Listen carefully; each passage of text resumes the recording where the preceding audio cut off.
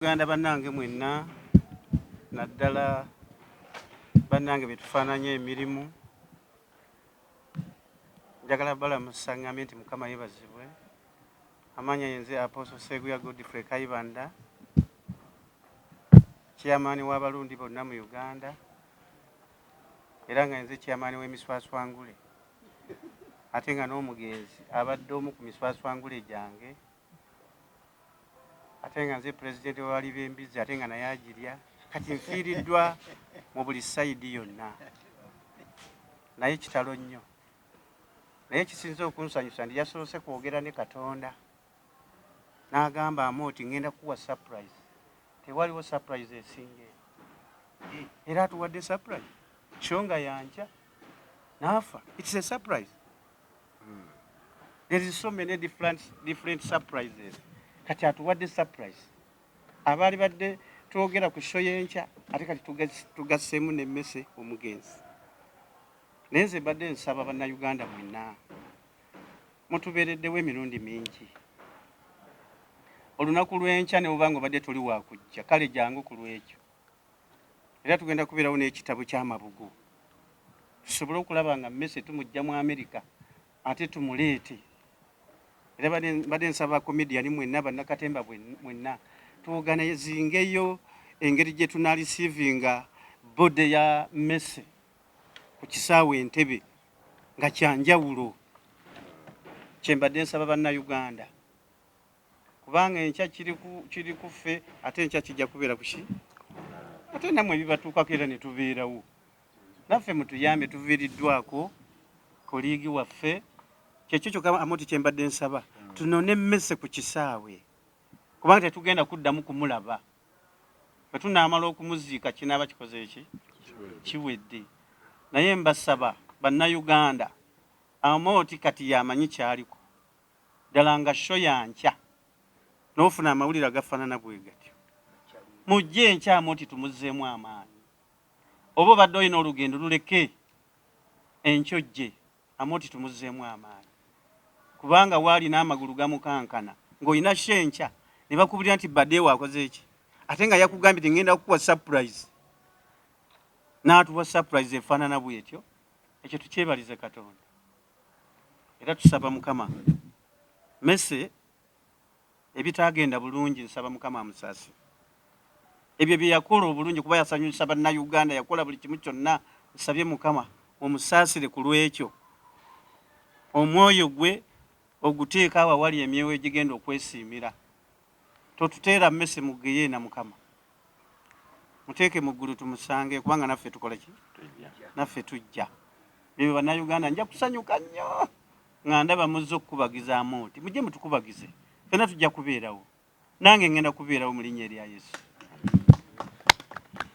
Edi Kigere. Mpita Edi Kigere balamusiza bannayuganda mwenna abali eyo buli omu gy'asinzidde otulaba. Mawulire siga ssanyu eyo terwakedde ng'ennaku endala. Tuviiriddwako muganda waffe mmese ennaku tetutambulidde bulungi. Naye nga bumanyi nti ebyokufa tebyetegekerwa bigwa buki bugwi. Kitusangiddwa nga tulina show eya muganda waffe Amooti okuweza emyaka 25 ne comedy industry yonna okutwaliza wamu. So mbakoola mwenna mujje olunaku lw'enkya. Wabaddewo ababuzaabuzi babagamba ku kino ekiguddewo oba ebaayo bateebeeyo tetukyayinza gisazaamu tulina kyakkola. Mujje mubeerewo ng'abajulizi n'abalina obusobozi mutuyambe mutukwatireko kuba ekikwatana n'emmese kitukwatako ng'amalula direct. Obusobozi nabwo si bwe bungi anaabasobodde okubaako obwengeri gye tukwataganamu naye obuyambi tubwetaaga k'omuntu omulambo guli wala guli mu Amerika tukiri wakati. Mbakoowodde mwenna bye byange. Saawa katuyite eddoboozi Senga Ssebbanga. Kitalo nnyo kitalo ddala. Nze muyita musomesa wange director wange be baatuzimba okututuusa bannange omutulabidde nti omuntu tojja buzzi wabula obaako n'abantu abakuyambako okutegeka okufuuka ow'amaanyi. So kitalo nnyo kitalo ddala kya boosi waffe oyo Mose Bontwe katusabe omukama amuwe ekiwumulo ekyemirembe naye nga tuli wamu mu nteekateeka zonna okusobola okulaba nga muganda waffe oyo tujja muwerekera kitiibwa kuva twafunye amawulire nakakati gye kyawunzikira tuli wamu ne famire ne bannayuganda bonna ne bannabitone bonna. Jacob mbalamusiza ku bannyabo ne basebo kyannaku nnyo nti omugole w'enkya aviiriddwako omu ku bantu be baayiiya ekintu kyagenda ku representing eri ensi era nensaba bannayuganda mwenna nti mujje mu show ya myaka 25 because show eno tegenda kukoma kuyamba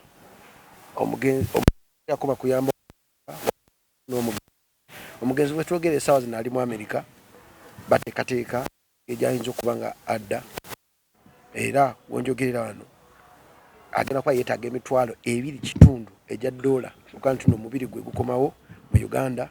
Bwe tubadde tetuna kujja mu press conference nsoose kwogeraku n'Amooti ne mubuuza Amooti ng'omuntu gw'obadde naye mu nsiike eya comedy okuva gye mwatambulira emyaka 25 emabega otegese ki ekinsanyusiza kiri kimu kyokka Amooti kyaŋŋambye nti akasente akanaava mu sheeno gye tugamba olunaku lw'enkya ayinamu omutema gwagenda okukeramu kyokkwata okuweereza omugenzi akomewo wano oba omubiri gwe gukomewo wano. So mpita bannayuganda mwenna Mpeyirwe Nicholas y'omu ku basajja abakoze ekyamaanyi nnyo mu ati yaffe bakaba basinga ebiseera ebisinga obungi abali mutulabira mu ngundo ez'enjawulo.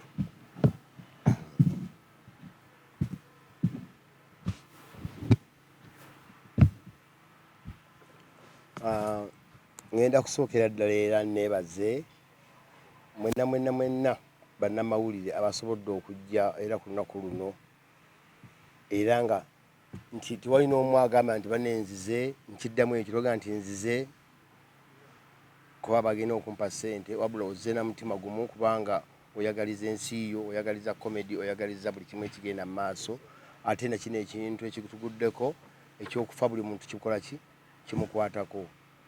Nebaza abawagizi baffe abatwagala era nga temunakoowa kutwagala era nga tusobola yagenda nga bw'owulidde nti amawulire agatuguddeko ekintu ky'okufa buli omuntu akimanyi nti okufa si kivvulu nti omuntu alanga nti naku zimwe zibe ziti ngenda kufa buli muntu naaba ng'akola ki wabula kigwa bugwi era n'emmese okuŋŋamba nti tugenda kusapurayizinga nja kusapurayizinga era nga mmanyi nti naye nga simanyi surprise gyagenda kumpa katolo besadi nate nga mpulira amawulire bangamba nti Mesa akoze ki era ne mbantu abasoose okumbikira bangi basakamatte abantu balinga 45 mu nsonyiwe engeri gye nabazeemu nadde manyi nti byalwali babintu ebintu byo social media ebyokubeera nga omuntu ababika bannaabwe bulijjo abantu ababika bulijjo naye nga lwali lwa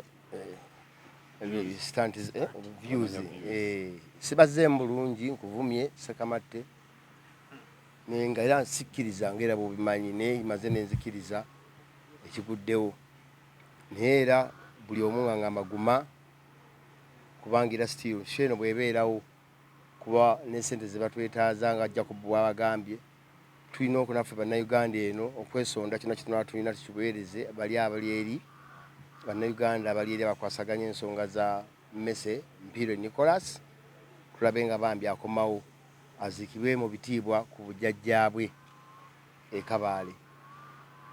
Show yekyaliwo era egenda kubeerawo ba artist bonna bagenda kubeeramu ba comedians bonna bagenda kubeeramu era nga bw'owulidde ne Kayibanda bwagambye kubanga ebyaffe bya comedy kyo kyanjawulo mukko tikibanga kuyimba nti ate sooka ogenda omala ogiro oti mukibe Kayibanda bw'omuwera akazindalo waatandikira loolo yonna gy'omuwadde ye waatandikira kubanga kyali ekyo omuswaswangulu omukulu.